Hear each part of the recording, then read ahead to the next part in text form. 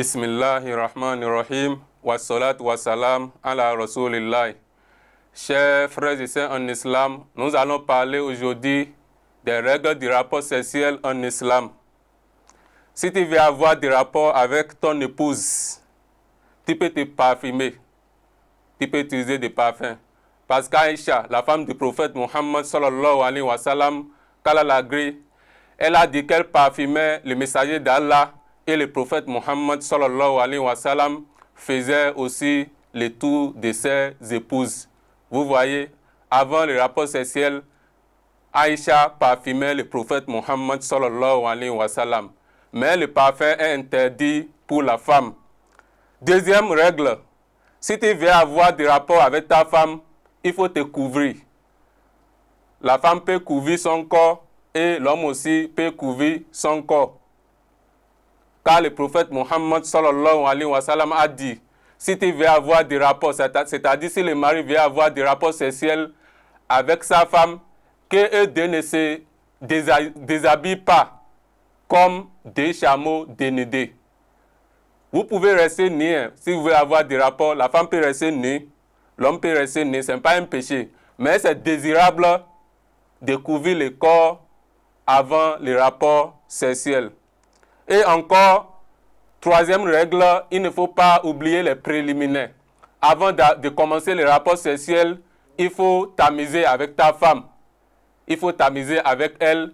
Il faut la caresser partout pour qu'elle puisse jouir avant toi. C'est très capital. Et quatrième règle, chers frères et sœurs en islam, il faut invoquer le nom d'Allah subhanahu wa ta'ala. Avant d'entamer les rapports sexuels, il y a l'invocation qu'on fait. C'est pourquoi Allah subhanahu wa ta'ala dit dans le Coran, dans la sourate numéro 2, verset 223, وَقَدِّمُوا لِأَنفُسِكُمْ. Allah dit, avant de commencer les rapports sexuels, œuvrez, avancez quelque chose pour vous-même. Et c'est l'homme qui fait l'invocation. Si tu veux commencer les rapports sexuels, tu vas dire quoi? Bismillahi, Allahumma, jannibuna shaitan, wa jannibu shaitan ma razaqtana. Et c'est fini. Tu dis Bismillahi, au nom d'Allah, Allahumma jannibna shaitan. Oh Allah, éloigne-nous de Satan. Wa jannib shaitan ma razaqtana. Et éloigne l'enfant que tu vas nous accorder de Satan. Si la femme veut aussi, elle peut faire l'invocation. Ce n'est pas un péché. Ça ne gêne pas. Si l'homme a fait l'invocation, toi, femme aussi, si tu veux, tu vas faire l'invocation. Et le prophète Muhammad, sallallahu alayhi wa sallam, il a dit celui-là qui a fait cette invocation avant de tenir le rapport sexuel avec sa femme, l'enfant qui va mettre au monde, Satan ne va pas toucher l'enfant-là. L'enfant-là sera épargné de la nuisance de Satan. Chers frères et sœurs en islam, cinquième règle, c'est quoi? C'est la position à adopter pendant les rapports sexuels. Si tu veux avoir les rapports sexuels avec ta femme, tu es libre de choisir la position que tu veux. La femme peut rester en haut, l'homme peut rester en bas. Ou bien, l'homme peut rester en haut, la femme peut rester en bas. Compte tenu de la parole d'Allah, dans la sourate numéro 2, verset 187, Allah dit, Hunna libasu lakum wa antum libasu lahunna. La femme est un vêtement pour toi, mari, et toi aussi, tu es un vêtement pour la femme. Donc, tu peux rester en haut, ta femme peut rester en bas, ou bien ta femme peut rester en haut, toi-même tu peux rester en bas. Ou bien si tu veux, tu peux placer ta femme à droite si tu veux avoir des rapports avec elle, ou bien tu peux la placer à gauche. Seulement qu'il ne faut pas passer par l'anis, c'est ça qui est interdit. Tu veux avoir des rapports avec ta femme, tu es libre de choisir la position que tu veux, mais il ne faut pas passer par, il ne faut pas rentrer par l'anis.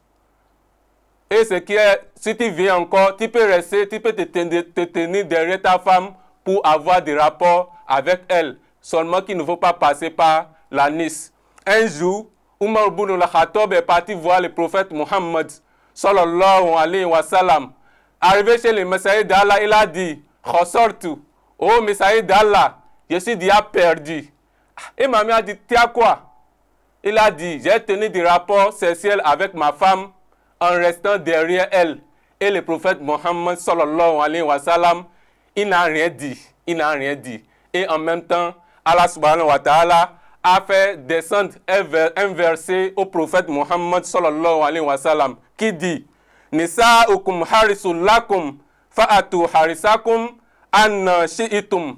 Vos femmes sont comme un champ de labour pour vous et allez à vos champs de labour comme vous voulez et quand vous voulez. Et le prophète Muhammad sallallahu alayhi wa sallam, il a dit à Umar ibn al-Khattab qu'il n'y a pas de péché parce qu'il est resté derrière sa femme pour avoir des rapports avec elle seulement, qu'il ne faut pas passer par la Nice en tenant des rapports avec nos épouses. Chers frères et sœurs en islam, l'autre règle que nous devons retenir encore, si tu es en train de faire des rapports sexuels avec ta femme et que toi tu as déjà joui, tu es déjà satisfait, tu n'as pas le droit de te lever alors que ta femme n'est pas encore satisfaite. Tu n'as pas le droit de te lever. Si toi tu es déjà satisfait alors que la femme n'est pas encore d'accord, non. Tu dois avoir la patience d'abord. L'autre règle que nous devons retenir encore, c'est quoi? Il est interdit d'avoir des rapports sexuels avec nos épouses en état de menstruation. Si la femme est en train de faire règle, tu n'as pas le droit d'avoir des rapports sexuels avec elle. C'est pourquoi Allah subhanahu wa ta'ala dit dans le Coran, Fa'tazilu nisaa fil mahid, mettez-vous à l'écart des femmes si elles sont en période en menstru. Et si elles ont fini leurs règles et elles se sont purifiées, vous pouvez avoir des rapports avec elles. Et l'autre règle que nous devons retenir encore, il est interdit à la femme et à l'homme de raconter aux gens les secrets de leur vie conjugale.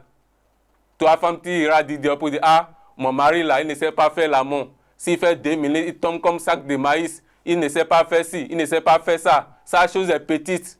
Ce n'est pas recommandé, chers frères et sœurs en islam. Il y en a pour l'homme aussi. Toi, homme, tu n'as pas le droit de raconter les secrets de ta vie conjugale à tes amis, à tes parents. Ça ne se fait pas. Vous devez savoir comment vous allez garder vos secrets. Et ce que nous devons retenir encore, chers frères et sœurs en islam, après les rapports sexuels, l'homme va faire janaba, c'est-à-dire la grande ablution, et la femme aussi va faire janaba, qui est la grande ablution. Qu'Allah subhanahu wa ta'ala nous guide sur le droit chemin, qu'Allah nous comble de sa grâce. Rabbana atina fi dunya hasana, wa fil akhirati hasana, wa qina azaban nar. Subhana rabbika rabbil izzati amma yasifun, wassalamu ala al-mursalin, walhamdulillahi rabbil alamin.